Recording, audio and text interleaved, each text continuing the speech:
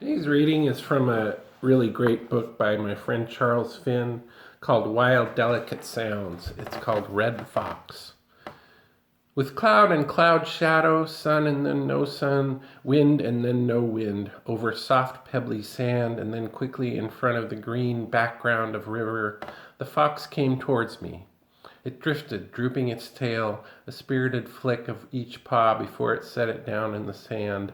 It was late afternoon, and I was seated by the river, leaning against the shipwrecked form of a cottonwood, its roots fanned out around me like the tangled hair of Medusa. The river passed just a few feet away, sunlight ricocheting off its surface and spangling the underside of leaves. The fox appeared 200 feet downstream, trotting along the water's edge. It had its nose down, its copper tail wide and scooped out behind it. Its ears were erect, like pointed napkins of fur, and in the afternoon light the insides were painted a translucent pink. I watched the fox coming toward me, feet placed one in front of the other, leaving small dimples in the sand, like links in a chain. I scarcely breathed. The fox was 50 feet away, its coat a reddish-brown mixed with gray, white patches on the ears and tail. It moved with its white belly coasting over the ground, its face like an arrow pulled from a quiver.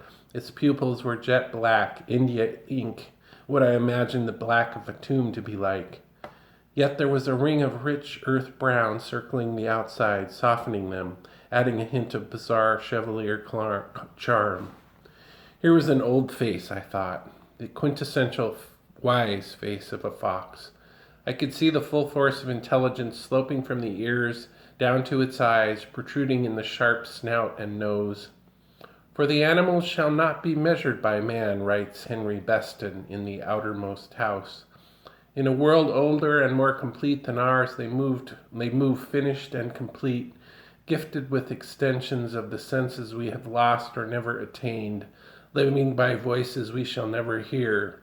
They are not brethren, they are not underlings, they are other nations, caught with ourselves in the net of life and time, fellow prisoners of the splendor and travail of the earth. The splendor and travail of the earth. I didn't move. I never uttered a word.